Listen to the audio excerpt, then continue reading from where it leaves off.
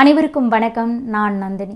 பிறப்பின் அடிப்படையில் குடியுரிமை வழங்கக்கூடிய சட்டத்தை ரத்து செய்ய போறதா அமெரிக்க அதிபர் ட்ரம்ப் உத்தரவிட்டிருந்தாரு.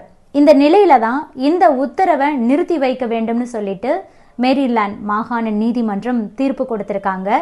இந்த வழக்குடைய தீர்ப்பு தற்போது வெளியாகியுள்ள நிலையில அமெரிக்காவில் வசிக்கக்கூடிய இந்தியர்கள் தற்போது மகிழ்ச்சியில் இருக்காங்க. இருந்தாலும் கூட இந்த இடத்துல ஒரு முக்கியமான விஷயத்தை நாம் இங்கு கவனிக்கணும். அது என்ன அப்படிங்கறது பற்றி நாம் இப்போ விரிவா பார்க்கலாம்.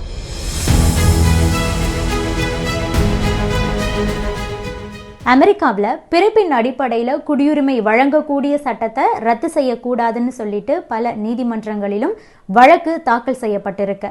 அந்த வகையில தான் மேரிலாந்து நீதிமன்றத்தில் தாக்கல் செய்யப்பட்ட வழக்குடைய தீர்ப்பு இன்னைக்கு வெளியாகி இருக்கு.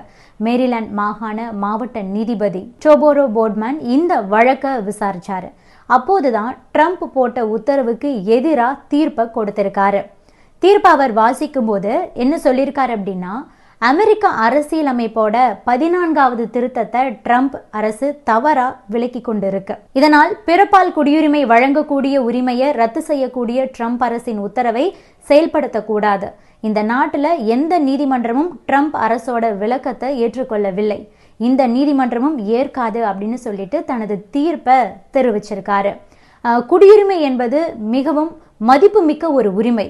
அமெரிக்க அரசியலமைப்போட 14வது சட்ட திருத்தம் இதை வெளிப்படையா வழங்கி கொண்டிருக்கு.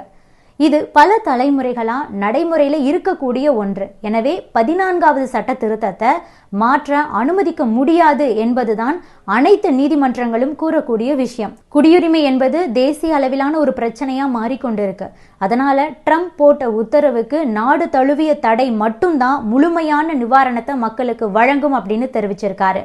ஏற்கனவே வாஷிங்டன் நீதிமன்றம் ட்ரம்போட உத்தரவை ரத்து செய்வதா உத்தரவிட்டு இருக்கக்கூடிய நிலையில தற்போது 2வது நீதிபதியும் இதற்கான தடை உத்தரவை வெளியிட்டிருக்காரு.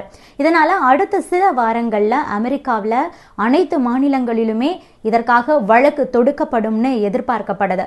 அமெரிக்காவோட மாவட்ட நீதிபதி போர்ட்மேன் தன்னுடைய தீர்ப்பை வாசிச்சதுக்கு அப்புறமா அரசு வழக்கறிஞர்கிட்ட தன்னோட தீர்ப்பை எதிர்த்து மேல்முறையீடு செய்வாங்களா அப்படின்னுட்டு கேள்வி கேட்டிருக்காரு. அதற்கு அவர் உடனடியா இந்த கேள்விக்கு பதிலளிக்கக்கூடிய அதிகாரம் எனக்கு கிடையாது அப்படின்னு சொல்லிட்டாரு.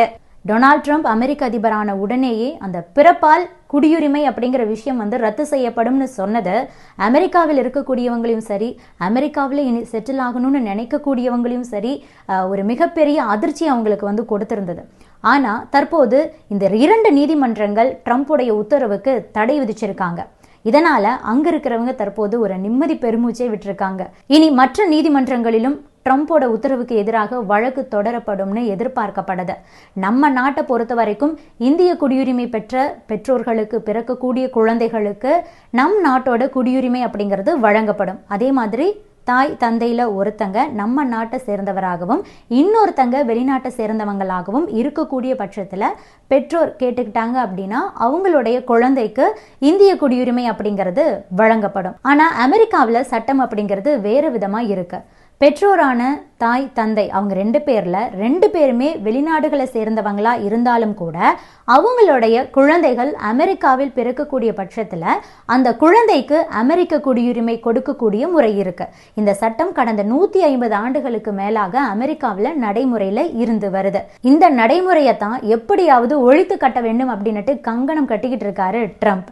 பிறப்புரிமை அடிப்படையில குடியுரிமை வழங்குவது ஆபத்தானது, அது கேலி கூத்தானது, இதை முடிவுக்கு கொண்டு வர வேண்டும், இதற்கு ஒரே ஒரு நிர்வாக உத்தரவே போதும் அப்படின்னு சொல்லிட்டு ட்ரம்ப் ஏற்கனவே பேசியிருக்காரு. அதனாலதான் நான் அதிபரான உடனேயே அதற்கான உத்தரவை பிறப்பிப்பேன் அப்படின்னு சொல்லி இருந்தாரு. அங்க இருக்கக்கூடிய அந்த பிறப்புரிமை குடியுரிமை சட்டம் இருக்கு இல்லையா, அதன் மூலமா அங்கு பெற்றோர்கள் யாராக இருந்தாலும் எந்த நாட்டை சேர்ந்தவங்களா இருந்தாலும் அமெரிக்காவில் அவங்களுக்கு குழந்தை பிறக்குது அப்படிங்கும்போது குழந்தைகளுக்கு ஆட்டோமேட்டிக்கா குடியுரிமைங்கிறது வழங்கப்பட்டு வருது. இந்த முறையை தான் தற்போது ட்ரம்ப் திருத்துறதுக்கு உத்தரவு போட்டிருக்காரு. அதன்படி, அதாவது அவர் கொண்டு வந்திருக்கிற அந்த புதிய விதிமுறைகளின்படி அமெரிக்காவில் பிறக்கக்கூடிய குழந்தைகளுக்கு எந்த சூழ்நிலையில குடியுரிமை வழங்கப்படாது அப்படின்னா, முதலில் குழந்தை பிறக்கும் போது தாய் அமெரிக்காவில் சட்டவிரோதமா தங்கி இருந்தாங்கன்னா, அல்லது தந்தை அமெரிக்க குடிமகனாக இல்லாவிட்டாலோ, அல்லது சட்டபூர்வமான அந்த பர்மனன்ட் ரெசிடென்ட்டாக இல்லாவிட்டாலோ குழந்தைக்கு குடியுரிமை வழங்கப்படாது. 2வது, குழந்தை பிறக்கும் போது தாய் அமெரிக்காவிலேயே இருந்திருந்தாலும் கூட அது ஒருவேளை தற்காலிகமாக இருந்திருந்தா, அதாவது visa waiver program, student visa, work visa அல்லது டூரிஸ்ட் விசா மூலமாக அவங்க அங்கே இருக்காங்க அப்படிங்கும்போது, அல்லது தந்தை அமெரிக்க குடிமகனாக இல்லாவிட்டாலோ அல்லது சட்டப்பூர்வமான பர்மனன்ட் ரெசிடென்ட்டாக அவங்க இல்லாவிட்டாலோ குழந்தைக்கு குடியுரிமை வழங்கப்படாது. இந்த மாதிரி தான் விதிமுறைகளை ட்ரம்ப் கொண்டு வந்திருக்காரு. இதுக்கு தான் நீதிமன்றம் தடை விதிச்சிருக்காங்க.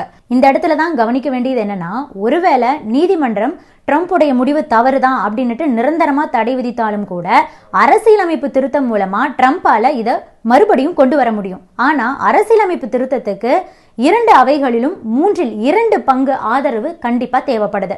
மேலும் மாகாண சட்டசபையில 4/3 மாகாணங்கள் அதை ஏத்துக்கணும். அது நடக்கக்கூடிய பட்சத்துல நீதிமன்றங்களே உத்தரவு பிறப்பித்தாலும் கூட அது அமலுக்கு வரும். ஆனா தற்போதைய சூழலில் 2 நீதிமன்றங்கள் ட்ரம்ப்புடைய உத்தரவுக்கு தடை விதிச்சிருக்காங்க.